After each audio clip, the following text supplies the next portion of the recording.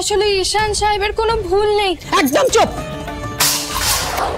ইন্দ্রাণী, ওটা কি হচ্ছে ওখানে? আচ্ছা ঈশান সাহেব। ঈশান!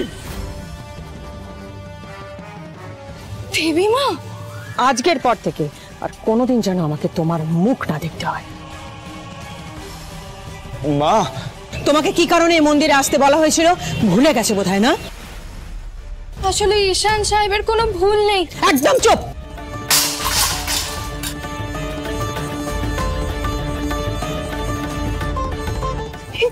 বাবা, দেবীমা, আমার ভুল হয়ে গেছে, আমাকে ক্ষমা করে দিন।